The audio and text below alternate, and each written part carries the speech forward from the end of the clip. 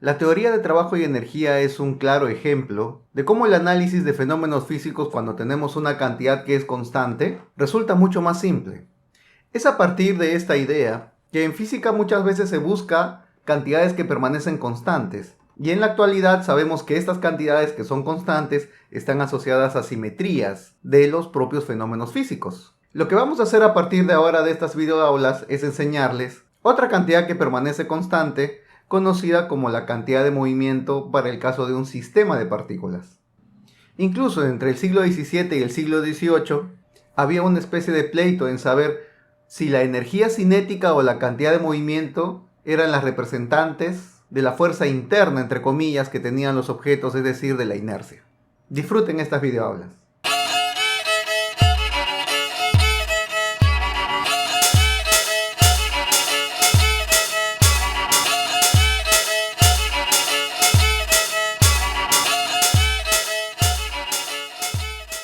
Hola, ¿qué tal? Yo soy el profesor Joseph Beltrán Ramírez y voy a presentarles ahora esta nueva videoaula sobre cantidad de movimiento e impulso.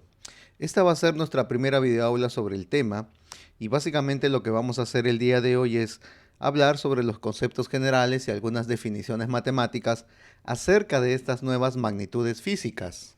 Lo primero que quiero hacer es un recuento sobre lo que llamamos nosotros la simetría de traslación temporal y lo que viene a ser justamente la energía. Hablemos primero sobre el esquema general que hemos visto para el caso de trabajo y energía, ¿no?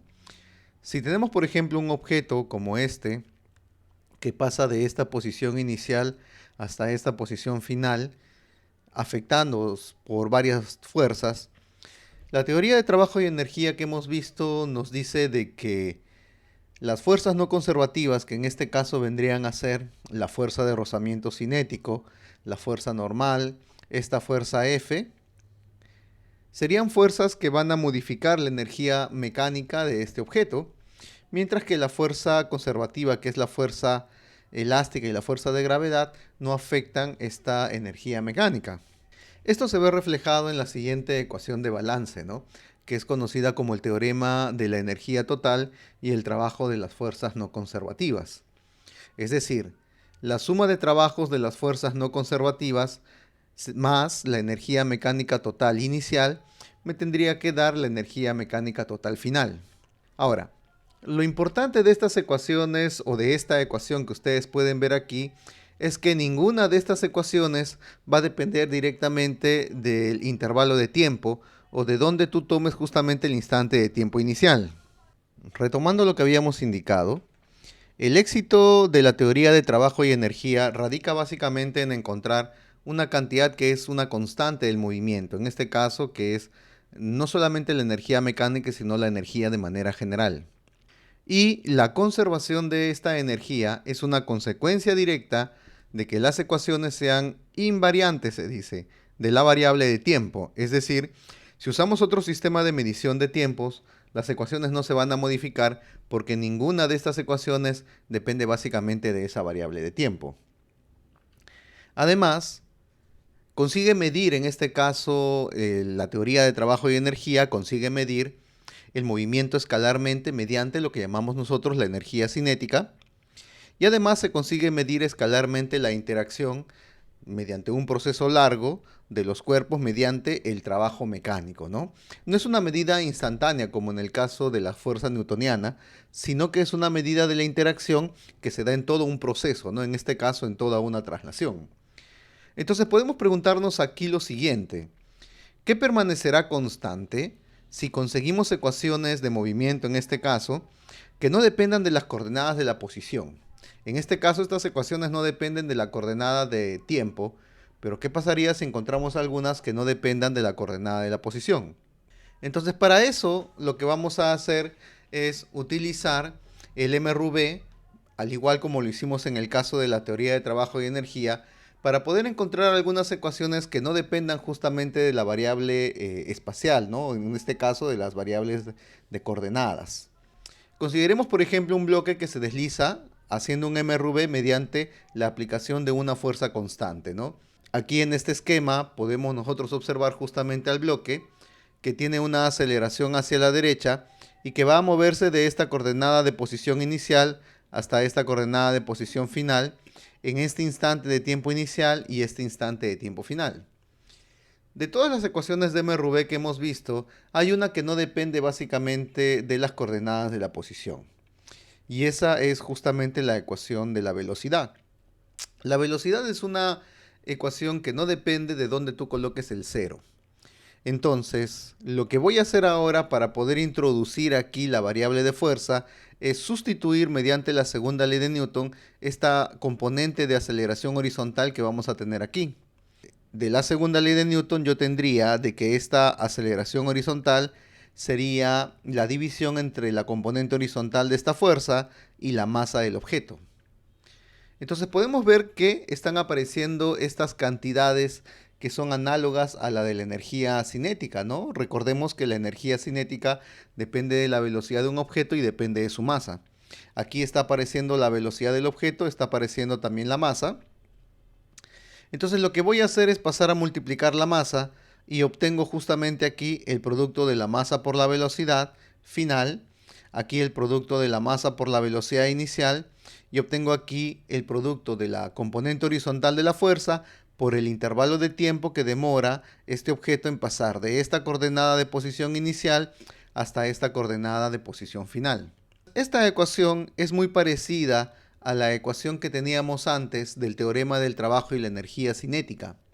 En el teorema del trabajo y la energía cinética es donde vimos justamente que la medición escalar del movimiento de un objeto era la energía cinética. Podemos notar, por ejemplo, de que esta expresión que tenemos aquí, este producto de masa por velocidad y este otro producto de masa por velocidad son análogos a la energía cinética. Y este producto de fuerza horizontal por este intervalo de tiempo sería el análogo pues a la cantidad de trabajo. Por lo tanto, lo que estamos obteniendo mediante esta ecuación son las medidas vectoriales del movimiento, los análogos al trabajo y a la energía, pero con cantidades vectoriales, porque este producto es un vector, es un número por un vector, este también es un número por un vector, y aquí tenemos otro número, o sea, un escalar por un vector. Al producto masa por velocidad se le va a conocer con el nombre de cantidad de movimiento, mientras que al producto fuerza por intervalo de tiempo se le va a llamar impulso de una fuerza constante. Hay que tomar en cuenta de que el impulso es una magnitud física de proceso, es decir, no puedes determinar el impulso en diferentes instantes de tiempo, sino que el impulso le pertenece a todo un intervalo de tiempo, cosa que no ocurre con la cantidad de movimiento. La cantidad de movimiento sí puede ser instantánea, puedes calcular cantidades de movimiento para diferentes instantes y es lo que vamos a hacer a partir de ahora. Para seguir con la analogía con el trabajo, podemos notar nosotros que en el caso de una fuerza constante como esta, si yo hiciese una gráfica de fuerza versus instante de tiempo, lo que voy a obtener básicamente es una línea horizontal, porque la fuerza aquí es constante. Y si yo lo que hago es definir el instante de tiempo inicial y el instante de tiempo final, noten ustedes que el área que se encuentra entre la gráfica de la fuerza en función del tiempo, el eje del tiempo y este instante de tiempo inicial y este instante de tiempo final corresponde justamente al módulo de este impulso que tenemos aquí, ¿no? Entonces el módulo del impulso de esta fuerza horizontal estaría dado por esta área que tenemos aquí. Si la fuerza estuviera para la izquierda, el área estaría por abajo y todavía el módulo del impulso me daría el área. Pero noten ustedes que esto es muy parecido al cálculo del desplazamiento para el caso de una gráfica velocidad-tiempo, ¿no? Donde una gráfica por arriba me estaría indicando un desplazamiento a la derecha y una gráfica por abajo del eje del tiempo me estaría dando un desplazamiento a la izquierda. Entonces aquí de manera similar, como el impulso va a ser un vector, si tengo un área por la parte superior del eje del tiempo, voy a hablar de un impulso hacia la derecha y un área por debajo del eje del tiempo me estaría indicando que el impulso estaría apuntando hacia el lado izquierdo. Veamos ahora lo que vendría a ser la definición general sobre la cantidad de movimiento y el impulso para el caso en que tengamos varias fuerzas sobre un eje. Vamos a trabajar primero sobre un eje porque como estamos trabajando con vectores, esto se puede extender a varios ejes. Por ejemplo, ¿no? Supongamos que tenemos ahora el mismo bloque que está moviéndose de esta coordenada de posición inicial hasta esta coordenada de posición final bajo la acción de varias fuerzas. Entonces, lo que está ocurriendo es que cada una de estas fuerzas va a generar impulso sobre este bloque. Y si de manera general estas fuerzas son fuerzas que dependen de la variable tiempo, yo podría hacer para cada una de estas fuerzas, podría determinar cuánto sería su gráfica fuerza versus posición. Pero de manera general, yo voy a tener que la cantidad de movimiento final que va a tener el bloque se podría calcular sumándole a la cantidad de movimiento inicial, le sumaríamos los impulsos que generarían cada una de estas fuerzas. Pero no olvidar de que aquí esta velocidad es la componente horizontal de velocidad, esta también es una componente horizontal de velocidad y estos impulsos son componentes horizontales del impulso. Por lo tanto, son cantidades que pueden ser tanto positivas como negativas y siendo vectores, hacia la derecha voy a tener positivo y hacia la izquierda voy a tener negativo porque he colocado mi eje X de esa manera, ¿no? Hacia la derecha en la parte positiva del eje y hacia la izquierda la parte negativa. Pero como les iba diciendo, cada una de estas fuerzas puede depender del tiempo. Por ejemplo, supongamos que la fuerza Fx1 es una fuerza cuya gráfica tiene esta forma, ¿no? Que tenemos aquí. Por lo tanto, entre el instante de tiempo inicial TI y el instante de tiempo final TF, esta área que tenemos aquí me estaría dando el impulso generado por esta fuerza Fx1. Y como el área está por encima del eje del tiempo, yo puedo decir de que ese impulso es un impulso hacia la derecha, ¿no? Lo mismo ocurriría con esta fuerza F de x2, que según el esquema que tenemos aquí está apuntando hacia la derecha, sería una fuerza que tiene valores positivos, porque una componente a la derecha tiene valores positivos. Y entre este instante de tiempo inicial y este instante de tiempo final, el área encerrada entre la gráfica que me da información de cómo va cambiando la fuerza en función del tiempo, entre el eje del tiempo y estas líneas verticales que pasan por el instante de tiempo inicial y el instante de tiempo final, esta área me estaría dando el impulso generado por esta fuerza F de x2 desde este instante de tiempo inicial hasta este instante de tiempo final.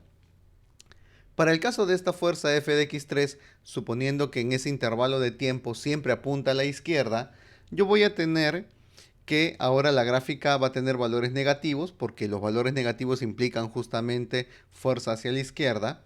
Y entre este instante de tiempo inicial y este instante de tiempo final, el negativo de esta área me estaría dando a mí el impulso generado por esta fuerza F de x3. Todos estos impulsos vendrían a ser estos impulsos horizontales generados por las fuerzas. De manera entonces que yo puedo escribir aquí lo siguiente, ¿no? Que la cantidad de movimiento final, que es este producto, lo puedo calcular sumándole a la cantidad de movimiento inicial el área 1, el área 2 menos el área 3. De manera general, yo puedo decir entonces que la cantidad de movimiento final en el eje horizontal lo puedo calcular como la cantidad de movimiento inicial más todos los impulsos horizontales que pueden ser positivos o pueden ser negativos. Ahora, como yo les decía, esto se puede extender al caso de 3 dimensiones, ¿no? Al caso general. Por ejemplo, supongamos que tenemos una partícula que en este instante de tiempo inicial presenta esta velocidad inicial. Es una velocidad que tiene 3 componentes porque estamos hablando del eje del espacio que tiene justamente estos 3 ejes, ¿no? Definidos por el eje X, el eje Y y el eje Z.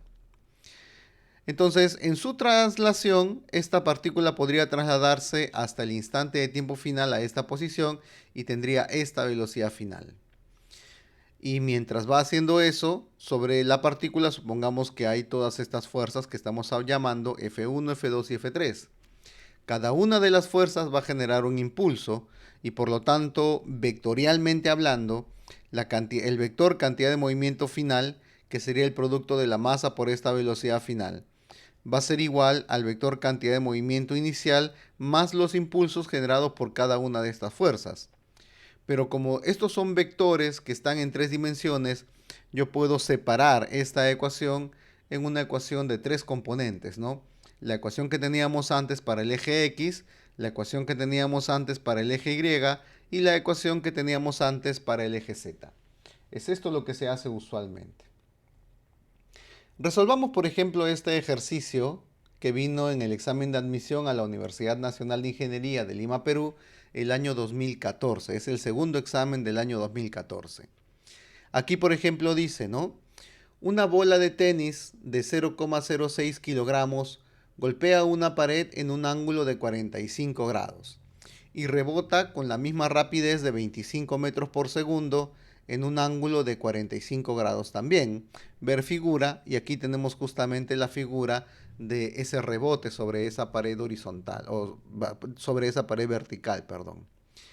Dice luego, ¿no? Calcule aproximadamente la magnitud del impulso en kilogramos metros entre segundo que la pared ejerció sobre la bola.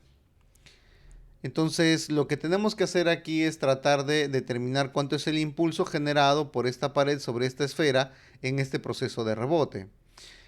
Lo que me están pidiendo justamente es eso, y lo primero que voy a hacer es tratar de determinar ese impulso a partir de los datos de cantidad de movimiento que me da el problema. A diferencia del caso anterior, no sabemos si la fuerza que se genera producto de esta pared es una fuerza constante. Entonces no sabemos si podríamos calcular el impulso, por ejemplo, usando esta expresión, porque esto solamente sirve cuando una fuerza es constante, lo que significa que directamente no puedo calcular el impulso, pero sí podría intentar calcularlo indirectamente por despeje de las cantidades de movimiento. Entonces vamos a analizar las cantidades de movimiento que tiene esta esfera. Según el problema, me dicen que esta esfera está moviéndose en esta dirección con una velocidad de 25 metros por segundo y como tiene una masa de 0,06 kilogramos, el producto masa por velocidad me estaría dando este vector que sería la cantidad de movimiento con que la pelota va a incidir sobre esta pared.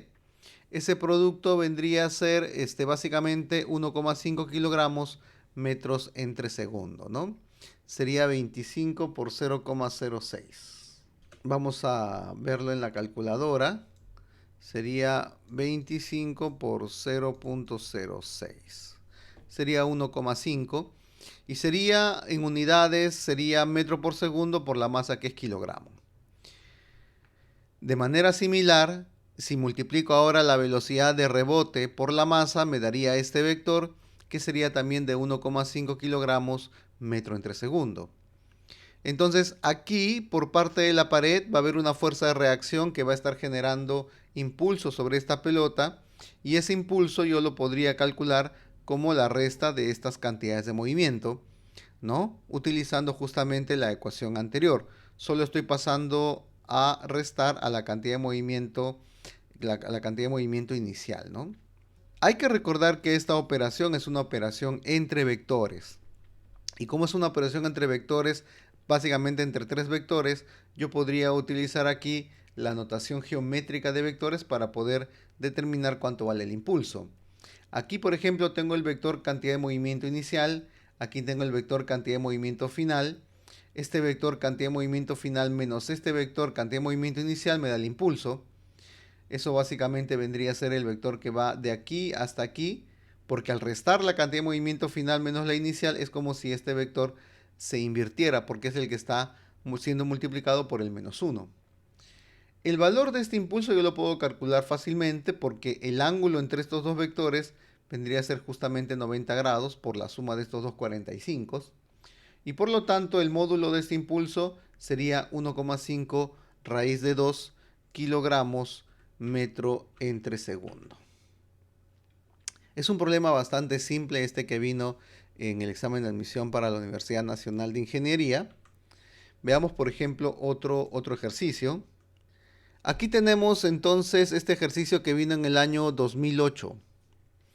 Dice, para detener un carro de 2000 kilogramos de masa que se mueve en línea recta a 25 metros por segundo, se le aplica una fuerza constante durante 2 segundos, quedando el carro, dice, en reposo. Calcule la magnitud del impulso que recibe el carro en 10 a la cuarta, este es newton por segundo, durante los 2 segundos justamente que están apareciendo aquí. Entonces hay que calcular nuevamente el impulso. En este caso especial yo podría calcular el impulso directamente calculando la fuerza y luego multiplicando por el intervalo de tiempo. Sin embargo, voy a utilizar la relación entre el impulso y la cantidad de movimiento para hacer este cálculo. Entonces, hagamos un esquema del movimiento justamente del carro. Según me dice el problema, tenemos un carro de 2000 kilogramos de masa que se mueve hacia la derecha con una velocidad de 25 metros por segundo. El carro para frenarlo se le va a aplicar una fuerza F y me piden a mí determinar cuánto es que vale el módulo de esa fuerza o el impulso generado por esa fuerza F sobre el carrito, ¿no? Según el problema, en un intervalo de tiempo de 2 segundos el carro queda en reposo, por lo tanto aquí la velocidad sería de 0. Y bajo estas condiciones yo debería poder calcular cuánto vale el impulso generado por esta fuerza. Entonces, como conocemos las cantidades de movimiento, tanto la inicial como la final, el impulso lo puedo definir como la resta de la cantidad de movimiento final menos la resta de la cantidad de movimiento inicial. La cantidad de movimiento final sería la masa del carro por su velocidad, que sería 0, y la cantidad de movimiento inicial sería la masa del carro multiplicado por la velocidad, que sería un vector a la derecha, y por lo tanto al sustituirlo hay que sustituirlo con signo más 25 metros por segundo. Por lo tanto, el impulso va a ser equivalente a este producto, que vendría a ser 50.000 kilogramos metro entre segundo. Pero como me piden a mí determinar esto en unidades de 10 a la cuarta metros por segundo, yo podría, por ejemplo, escribir esta expresión como 5 por 10 a la cuarta kilogramos metro entre segundo, y esto sería equivalente a la alternativa C, que me dice 5 por 10 a la cuarta newton por segundo, ¿no? Por si acaso aquí la unidad también sigue siendo newton por segundo, ¿no? Esta unidad de kilogramo metro entre segundo tendría que ser equivalente a ese otro producto. Veamos ahora este ejercicio de la CEPREUNI del año 2010. Dice: un bloque de masa 8 kilogramos se mueve con una velocidad de 36 kilómetros por hora. ¿Durante qué tiempo en segundos debe actuar sobre el bloque una fuerza de 16 newtons para que el bloque adquiera una velocidad igual o el doble de su velocidad? ¿No? Igual al doble, perdón, de su velocidad. Entonces, a mí me piden determinar, ¿no? Me piden a mí determinar un intervalo de tiempo que voy a llamar delta de t, en el que un bloque que se mueve con una velocidad de 36 kilómetros por hora, es decir, hacia la derecha, va a ser jalado por una fuerza de 16 newtons, también sería una fuerza a la derecha, y existe un intervalo de tiempo en el cual la velocidad del bloque se duplique. Entonces, si aquí tenía 36 kilómetros por hora, aquí va a tener 72 kilómetros por hora. Este intervalo de tiempo yo podría calcularlo utilizando ecuaciones del MRV, calculando la aceleración generada por esta fuerza. Sin embargo, lo que voy a hacer ahora es calcularlo utilizando el teorema o la relación entre el impulso y la cantidad de movimiento. Yo defino aquí cantidad de movimiento final horizontal igual a cantidad de movimiento inicial horizontal más el impulso generado por esta fuerza. Tendría aquí masa por velocidad horizontal final igual a la masa por velocidad horizontal inicial más el producto de la fuerza horizontal por el intervalo de tiempo. La cantidad de movimiento final lo conozco, la masa también es 8 kilogramos, sería 8 kilogramos por 72 kilómetros por hora. Para el otro tendríamos 8 kilogramos por 36 kilómetros por hora. Y el impulso sería el módulo de esta fuerza, que es constante, 16 por el intervalo de tiempo. Como pueden notar, se puede despejar fácilmente el intervalo de tiempo. Y al dividir entre 16, esto me va a quedar 18 kilogramos, kilómetro, hora, newton, que sería ese intervalo de tiempo. Si queremos el intervalo de tiempo en segundos, hay que hacer transformación de unidades. Entonces, si hago la transformación de unidades usando que el newton es kilogramo metro segundo al cuadrado, yo tendría que este kilogramo lo dejo, este kilómetro lo paso a 1000 metros, esta hora lo paso como 60 por 60 segundos, y el newton vendría a ser kilogramo metro segundo a la menos 2. Entonces, pueden notar que la unidad de kilogramo se va a cancelar, la unidad de metro también se cancela y me va a quedar que el intervalo de tiempo sería 18 por 1000 entre 60 por 60 segundos. Ese 18 por 1000 entre 60 por 60 se va a cancelar 0,0, 0,0, sexta 1, sexta 3, tercia 1, tercia aquí 2. Entonces acá, como aquí se fueron dos ceros, sería 10 entre 2 y eso me daría 5 segundos, ¿no? Sería la alternativa, sería la letra E. Bien, ahora voy a hablarles de lo que es el proceso de deformación y del proceso de recuperación que se tiene en el caso de un choque frontal. Esto básicamente para poder hablarles de lo que se conoce con el nombre de una fuerza media. Lo que ustedes ven ahorita es una pelota de golf que está chocando contra una plataforma rígida. Vean cómo se comprime por la inercia que tiene y luego al rebotar, noten por ejemplo que trata, ¿no?, de recuperar esa forma que tenía en un inicio. Sin embargo, ahí por la elasticidad que tiene, eso va a demorar un poco mientras va justamente recuperando la forma, ¿no? A esto se conoce como un choque frontal y en el caso de un choque frontal tenemos nosotros justamente este proceso llamado proceso de deformación y proceso de recuperación. Entonces voy a tratar de mostrarles cómo es este proceso para que vean también cómo de aquí nace la idea de lo que es un impulso. El proceso de deformación comienza cuando apenas la pelota de golf toma contacto aquí con esta plataforma. Vamos a colocar nuestro instante de tiempo t igual 0.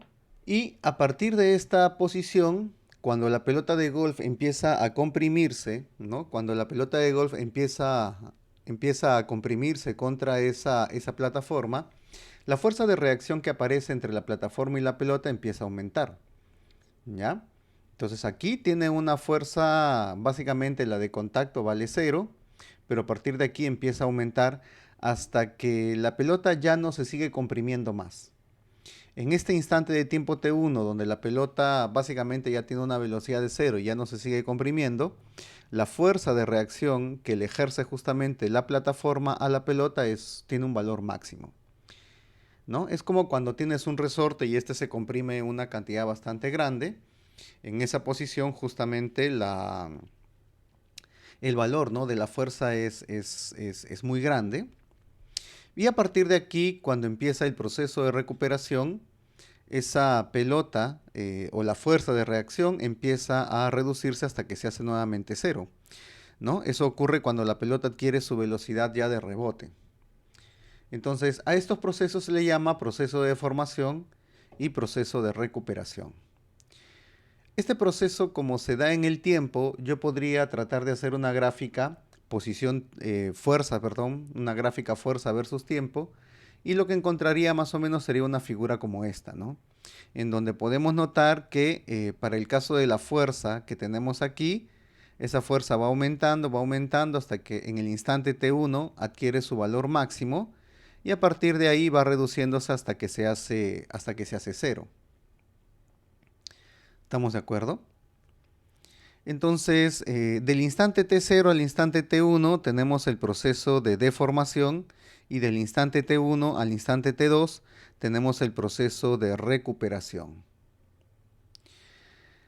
Vamos a definir, como habíamos indicado antes, que esta área de acá vendría a ser el impulso generado por esta fuerza. Ahora, bueno, aquí estoy colocando más o menos el valor del área, pero sabemos que si esta área está por encima es porque la fuerza toma valores positivos, es decir, fuerzas hacia la derecha, y por lo tanto el impulso también va a ser hacia la derecha. El impulso entonces no es algo instantáneo, es una magnitud de proceso, es algo que debemos tomar siempre en cuenta. Hablamos de un impulso para un intervalo de tiempo, y aquí es donde entra a tallar lo que nosotros conocemos como fuerza media. Nosotros vamos a llamar fuerza media a la fuerza constante que genera el mismo impulso que esta fuerza variable. A eso es lo que nosotros llamamos fuerza media. Recuerden ustedes de que un valor medio siempre, pero siempre, es un valor constante. De ahí que entonces, si yo hago una equivalencia, ¿no?, de este proceso, pero bajo la acción de una fuerza constante, Entonces, el impulso generado mediante la fuerza variable tiene que ser equivalente al impulso generado por la fuerza constante.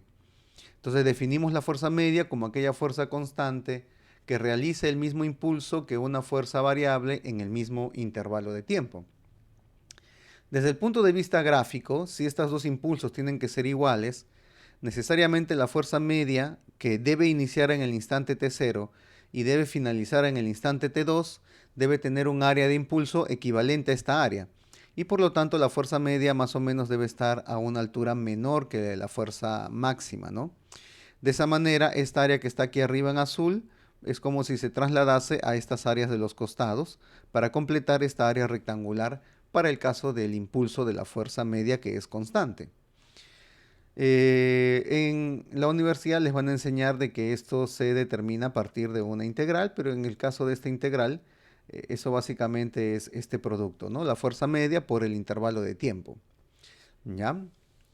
Entonces, con esta idea, con este concepto de fuerza media, que básicamente vendría a ser esta variación de cantidad de movimiento entre el intervalo de tiempo, nosotros podemos resolver y analizar varios procesos, ¿no? Varias situaciones. Por ejemplo, ¿no? Si tú saltas de una cierta altura y pones tus piernas rígidas, de tal manera de que el contacto de tus piernas con el piso es muy rápido, entonces la fuerza media que va a aparecer entre tus piernas y el piso va a ser una fuerza media bastante grande, porque el intervalo de tiempo va a ser muy pequeño, ¿no? Entonces si este denominador es pequeño, la fracción va a ser una fracción bastante grande. Pero si tú, cuando caes con el piso, ¿no? Vas flexionando las rodillas de tal manera que haces que el contacto entre tus piernas y el piso tenga un intervalo de tiempo grande, entonces este denominador que tenemos aquí va a ser bastante grande como para hacer que la fuerza media sea menor. Y de esa manera, pues tus piernas no van a sufrir tanta fuerza, ¿no? Esa es una forma, ¿no? De analizar por qué nosotros cuando caemos, pues por experiencia, flexionamos la rodilla. Usemos esto para hacer un ejercicio que ha venido en el examen de admisión para la Universidad Nacional de Ingeniería en Lima, Perú. Aquí tenemos este ejercicio que ha venido en este examen de admisión del 2014, ¿no? Como les digo, en la Universidad Nacional de Ingeniería de Lima, Perú. Dice lo siguiente, a ver. Una pelota de masa m igual a 2 kilogramos se suelta desde una altura igual a 5 metros. Si luego dice del primer rebote alcanza una altura máxima de h cuartos, calcule, dice, la fuerza promedio en newtons que la Tierra ejerce sobre la pelota, considerando, dice, que el tiempo de contacto fue de 0,1 segundos. Entonces nos piden calcular a nosotros el valor de una fuerza media que el piso va a ejercer sobre una pelota si más o menos tenemos esta situación, ¿no? La pelota va a ser soltada desde una altura equivalente a 5 metros. Esta pelota tiene una masa de 2 kilogramos.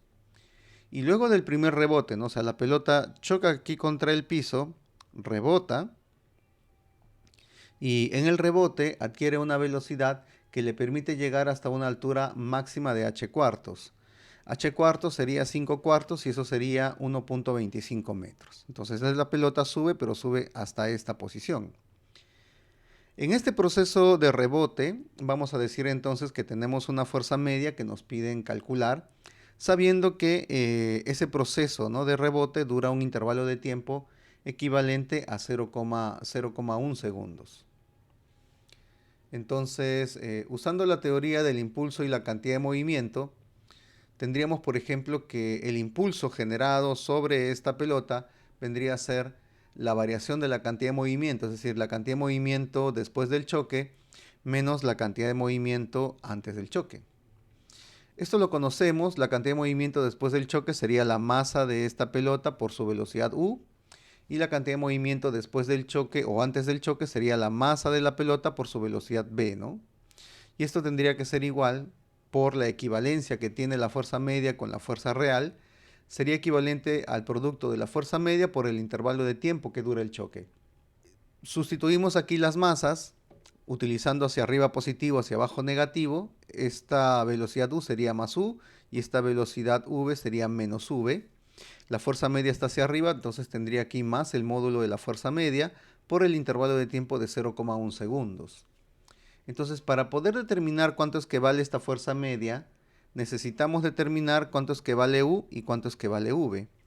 Entonces, calculemos, por ejemplo, cuánto es que vale V del movimiento de caída libre que tenemos aquí. Podemos usar esta ecuación adicional, ¿no? De el mRV, velocidad final al cuadrado, menos velocidad inicial al cuadrado, igual a 2 veces la aceleración, como en este caso es la de la gravedad, sería menos g porque va hacia abajo, por el desplazamiento vertical. El desplazamiento vertical en el descenso también sería de 5 hacia abajo, por lo tanto aquí sustituiría menos 5 metros. Entonces la velocidad inicial es 0 y aquí obtendría cuánto vale b. En módulo b sería la raíz de 2 por 9 por 9,8, 81 por 5 metros por segundo al cuadrado. Entonces ahora calculemos el valor de U. El valor de U vendría a ser, lo calculamos también por la misma ecuación, pero en el ascenso que tenemos aquí, sería, ¿no? Velocidad final al cuadrado menos velocidad inicial al cuadrado igual a 2 veces la aceleración por el desplazamiento vertical. Ahora la velocidad inicial es U, la velocidad final es 0 y tendríamos, por ejemplo, aquí que el desplazamiento sería 1,25 hacia arriba, ¿no? Entonces aquí despejamos U y el U me va a salir la raíz cuadrada de 2 por 9,81 por 1,25 metros por segundo al metro cuadrado entre segundo cuadrado. Vamos a sustituir estas dos cantidades en la ecuación 1 y obtendríamos esta ecuación para calcular la fuerza media, ¿no? Lo colocamos en la calculadora y el valor de la fuerza media entonces va a salir 297,1 newtons sería el valor de esa fuerza media, ¿no? Yo les aconsejo que en estos casos siempre usen la calculadora al final, ¿no? Para que de esa manera el valor que les salga sea lo más cercano. Porque si yo, por ejemplo, aquí calculo la velocidad y lo aproximo hasta 2 decimales, de repente estoy perdiendo un poco, ¿no? del valor que sale en la alternativa. Para terminar, entonces ahora lo que voy a hacer es comentarles lo que sería la segunda ley de Newton, pero de forma general. Esto lo van a utilizar ustedes, o quizás nunca lo utilicen, pero de repente lo van a utilizar en algún curso de ingeniería. Los ingenieros aeronáuticos usan esto, ahora van a ver por qué. Pero básicamente la segunda ley de Newton viene, ¿no? De este término de fuerza media. A ver, hemos visto que la fuerza media se puede calcular como la variación de la cantidad de movimiento entre el intervalo de tiempo. ¿Ya? Yo voy a sustituir aquí que la cantidad de movimiento es la masa por la velocidad. Y lo que voy a hacer es factorizar la masa de aquí de la pelota.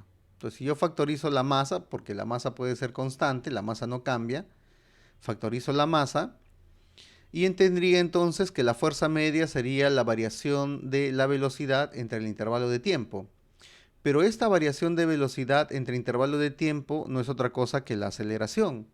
Y por lo tanto estamos llegando a la ecuación que sería justamente la segunda ley de Newton, ¿no? Esta de acá es la segunda ley de Newton, pero cuando la masa de un objeto es constante. Y esta ecuación la hemos obtenido de esta ecuación que está aquí.